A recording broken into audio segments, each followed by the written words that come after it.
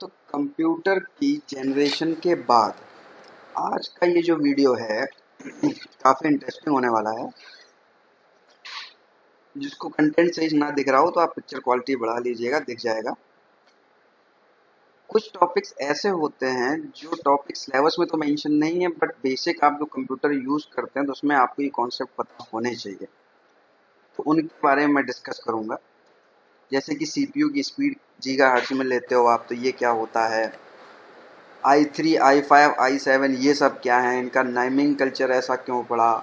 Core क्या होता है, क्वाड कोर, ऑक्टा कोर, और ये सब आप समझते हैं इनका क्या मतलब है।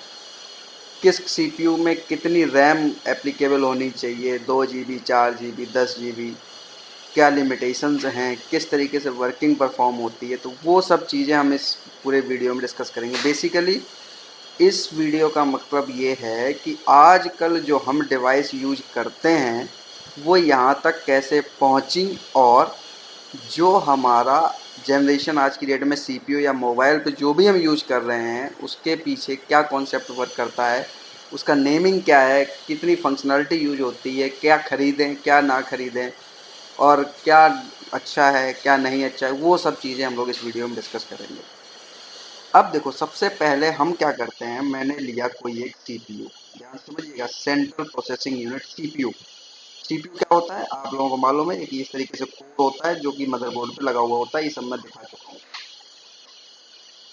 इस सीपीयू को आप मार्केट में जाते हैं, परचेज करते हैं कि भाई 2.4 गीगाहर्ट्ज का सीपीयू दे दीजिए। पहले तो इसका मतलब समझिए क्या है। भाई इतना तो आपको पता ही है कि अगर एक सीपीयू 2.4 गीगाहर्ट्ज का है और दूसरा 3.2 गीगाहर्ट्ज का है, तो कौन सा बेटर होगा, 3.2 वाला बेटर होगा, क्यों, इसकी फ्रीक्वेंसी ज़्यादा है। अब देखो, ये फ्रीक्वेंसी क्या होती है, तो आप सभी को मालूम है फ्रीक्वेंसी इक्वल टू होता है 1/t, मतलब टाइम।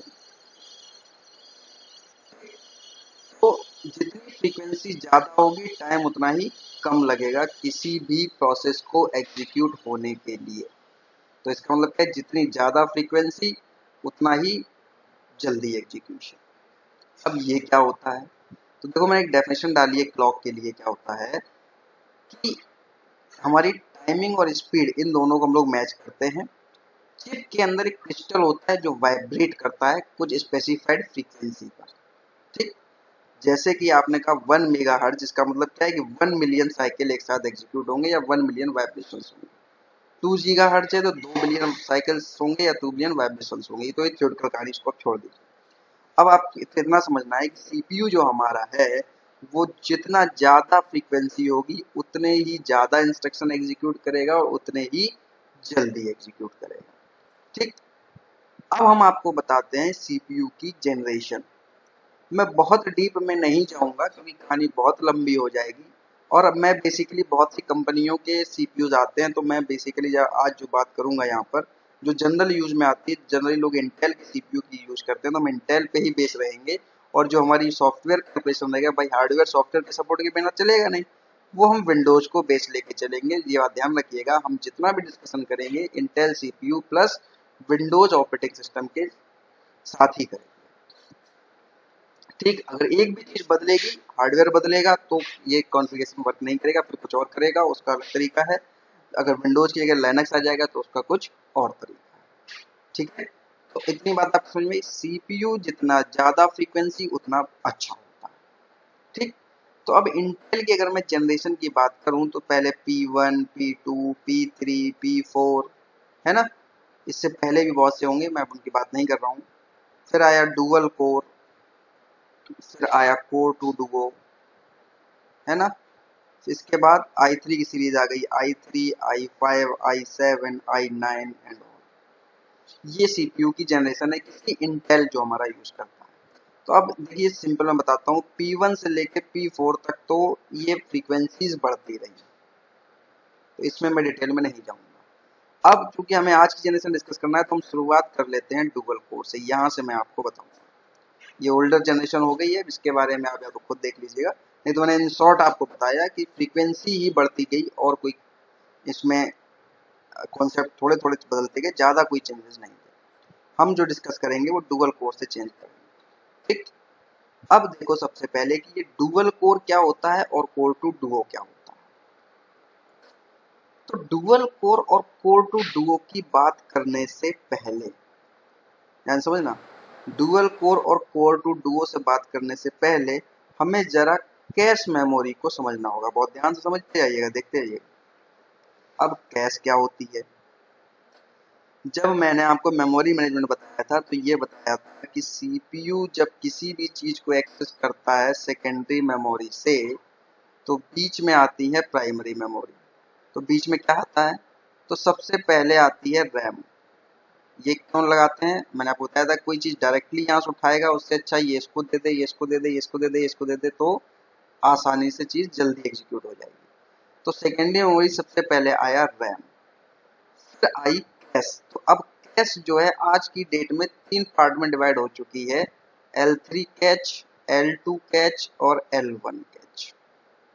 तो सीपीयू L1 कैसे कम्युनिकेट करेगा? L1 L2 से, फिर L2 L3 से, फिर L3 रैम से, देन सेकेंडरी मेमोरी से।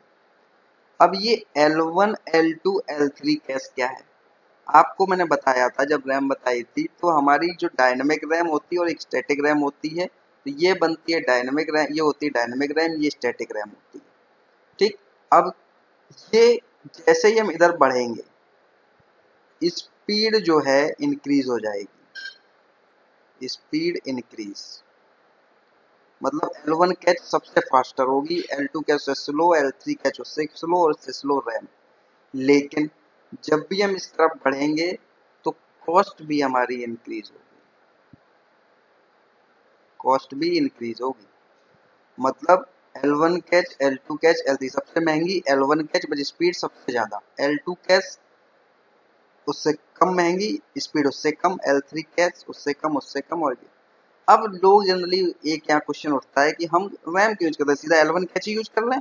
तो मैं आपको बता दूं कि अगर रैम की सपोज करो 4 GB या 8 GB की आप रैम यूज करते हैं और अगर आप 8 GB के L1 कैश बनवाएंगे, ऑर्डर देंगे, तो शायद आपको 50 से 60 लाख रुपए देने पड़ेंगे शायद। तो L1 कैश बहुत ही महंगी होती है।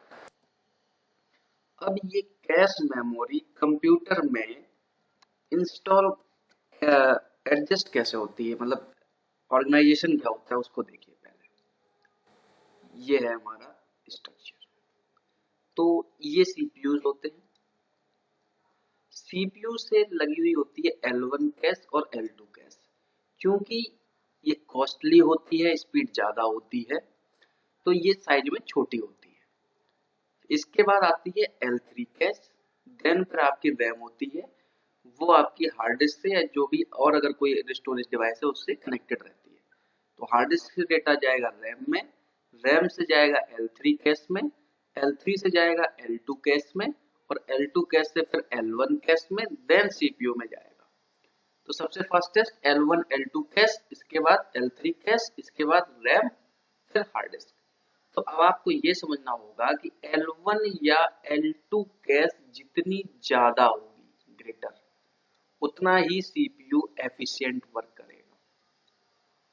मतलब हार्ड डिस्क से डेटा उसको उतनी जल्दी पहुंचेगा, अगर ये कम होगी तो कम अमाउंट में डेटा जाएगा। तो L1 L2 कैश मेमोरी जो होगी वो जितनी ज्यादा होगी, सीपीयू उतना ही एफिशिएंटली वर्क करेगा। ठीक।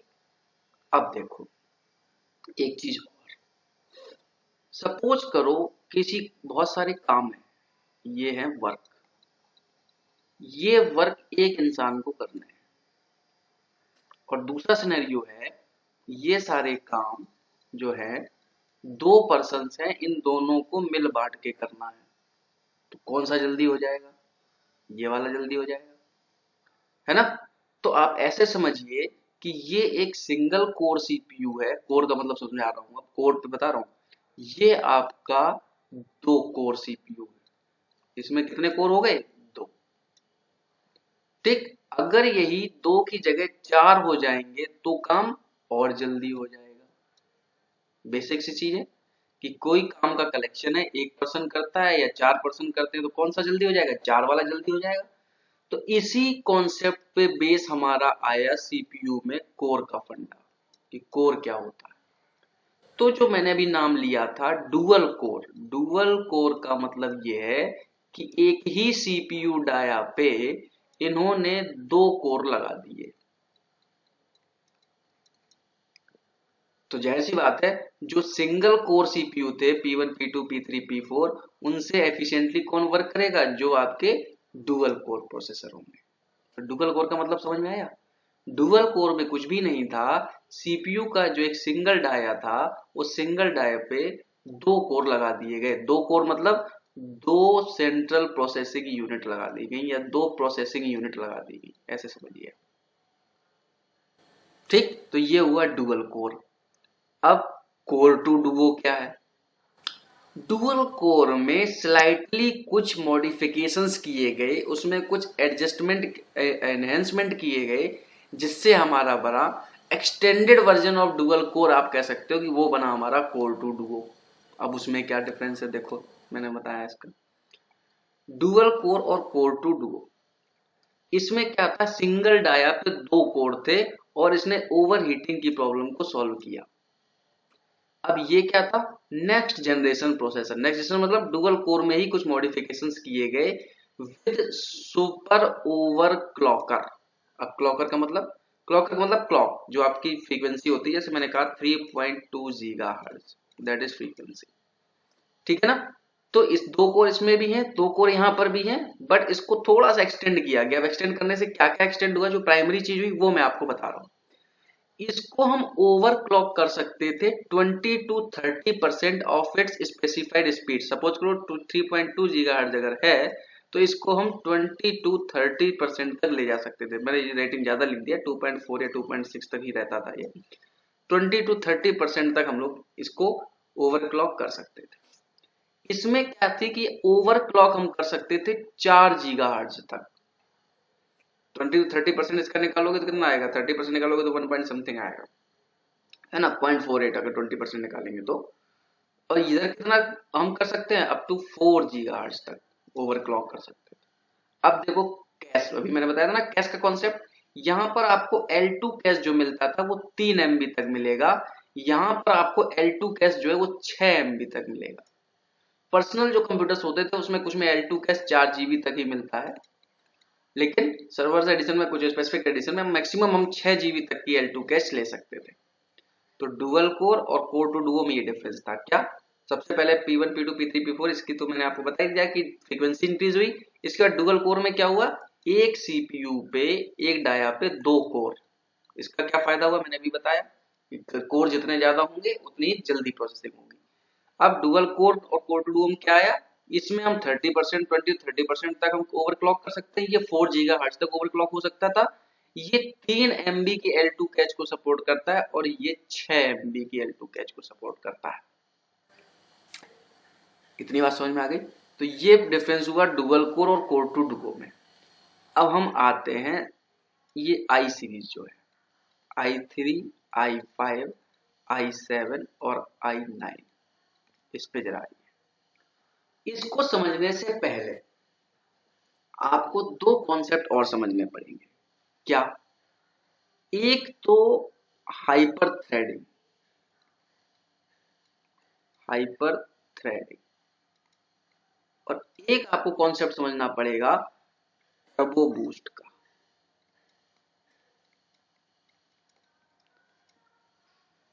क्या? देखो, एक है आपका काम, ध्यान समझिएगा कि एक सीपीयू है उसमें 2 कोर लगे हुए हैं। ये मैंने 2 कोर लगा दिए, ठीक, ये हो गया डुअल कोर। अब सपोज करो 4 कोर लगा दिए मैंने, तो ये क्या हो गया, क्वाड कोर। अगर मैंने एक ही सीपीयू पे 4 कोर लगा दिए तो वो क्या हो गया, क्वाड कोर। अब समझने वाली बात ये है कि एक सीपीयू में तो फिजिकली 4 कोर लगे हुए हैं, और एक सीपीयू में क्या है कि कोर 2 ही लगे हुए हैं, एक कोर ये और एक कोर ये। लेकिन हमने लॉजिकली सॉफ्टवेयर के थ्रू या प्रोग्राम के थ्रू इन 2 को 4 पार्ट्स में डिवाइड कर दिया। मैं डॉटेड लाइन से बनाता हूं। डॉटेड लाइन का मतलब ये फिजिकली 4 कोर नहीं है, फिजिकली 2 ही कोर हैं, बट ऑपरेटिंग सिस्टम की हेल्प से या मैंने किसी प्रोग्राम की हेल्प से इसको लॉजिकली 4 पार्ट में डिवाइड कर लिया। तो काम जो ये कर रहा है वही काम ये भी करेगा, है ना। और जो बट जो कॉस्टिंग इसकी होगी और जो कॉस्टिंग इसकी होगी, दोनों में किसकी कॉस्टिंग ज्यादा होगी? इस वाले की कॉस्टिंग ज्यादा होगी। क्यों? यहाँ फिजिकली 4 कोर लगाने पड़े, लेकिन यहाँ पे 2 ही कोर लगाने पड़े, लेकिन हमने प्रोग्राम बदल दिया, उसको 4 कोर में कन्वर्ट कर दिया, तो कॉस्टिंग किसकी ज्यादा होगी? इस वाले की। बट वर्किंग एफिशिएंसी दोनों की सेम रहेगी, जो काम यहाँ हो रहा है वो काम यहाँ हो रहा है। इसी को हम लोग बोलते हैं हाइपर थ्रेडिंग। ठीक, हाइपर थ्रेडिंग का मतलब जो कोर हैं उनको आप लॉजिकली इंप्लीमेंट कर लीजिएगा, बदल लीजिएगा कितने कोर में आपको बदलना है। तो ये तो हुआ hyper threading.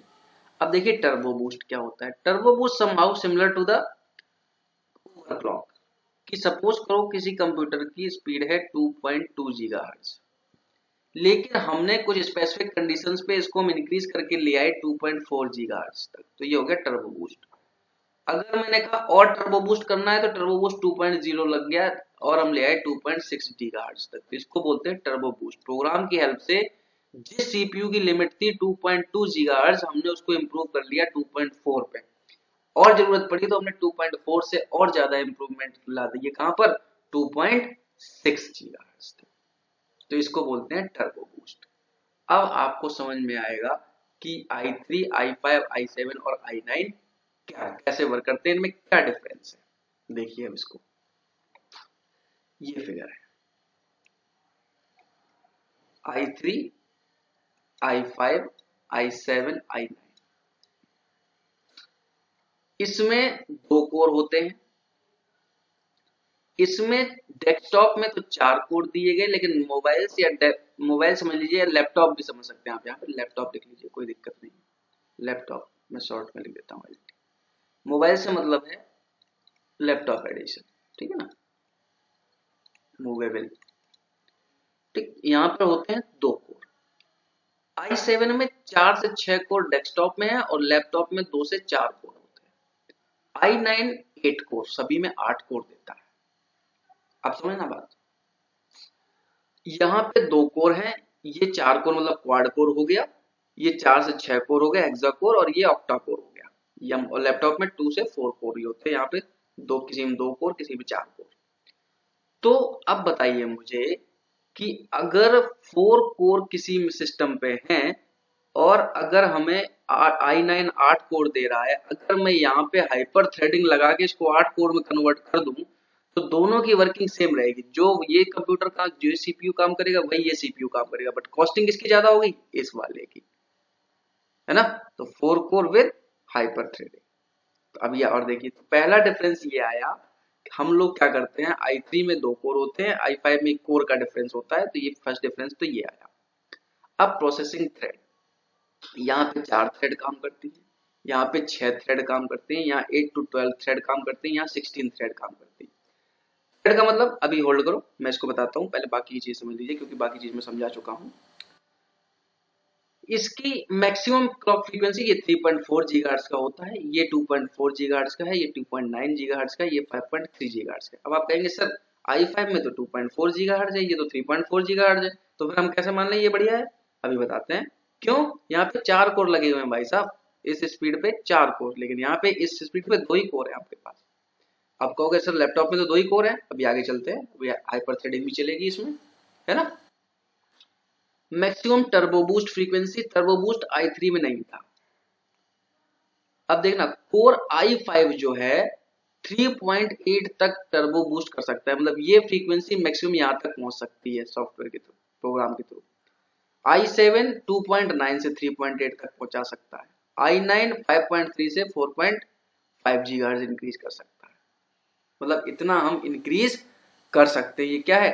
Turbo boost frequency, इतनी आप फ्रीक्वेंसी इंप्रूव करा सकते हैं 2.4 से प्लस 3.8 तक, 2.9 3 प्लस 3.8 और ये प्लस 4.5 गीगाहर्ट्ज, मतलब टर्बो बूस्ट ये मैक्सिमम इतना इतना टर्बो बूस्ट और कर सकता है।